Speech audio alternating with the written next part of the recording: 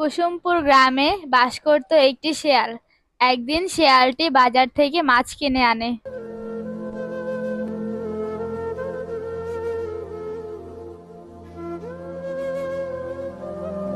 শেয়ালটি বাড়ি ফিরে তার গিন্নিকে মাছ ভাজতে বলে। তার গিন্নি মাছ ভাজতেছিল।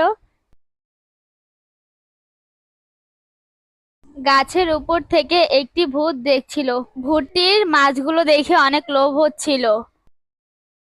রাতের বেলা চুপি চুপি শেয়ালটির ঘরে গিয়ে তার গিন্নির পেটের ভিতর ঢুকে যায়। তার কিছুক্ষণ পর শেয়ালের বউ পেট ব্যথায় চিৎকার চেঁচামেচি করছিল।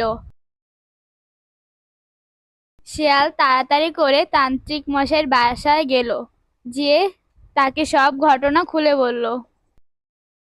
তান্ত্রিক বাবা, আমার বউকে বাঁচান। একটা ভূত আমার বউয়ের পেটের ভিতর ঢুকে গেছে, তাড়াতাড়ি আমার সাথে চলুন।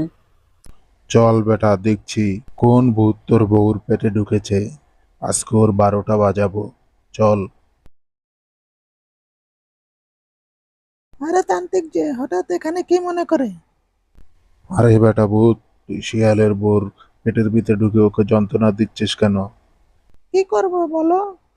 ওরা মাছ ভাজলো, আমাকে দিল না। সেই মাছ একা একা খেলো, তাও আমাকে দিল না।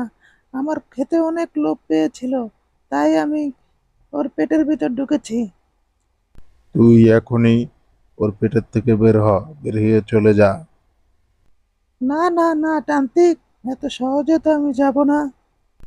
কি, তুই যাবি না? তাহলে তোকে দেখাচ্ছি মজা। এই নে, তোর গায়ে পরা পানি ছিটিয়ে দিলাম। ও তান্ত্রিক, ও আমার খুব যন্ত্রণা হচ্ছে। আমার গায়ে আর পরা পানি দিও না, আমি চলে যাব। তাহলে এখনই চলে যা। কিন্তু আমার একটা শর্ত আছে। কি সত্য বল। আমাকে একটু ভাজা মাছ দিতে বলো, আমি তা খেয়েই চলে যাব।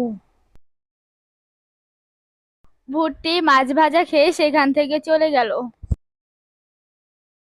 ওহো বন্ধুরা, ভিডিওটি ভালো লাগলে অবশ্যই একটি লাইক দিবে।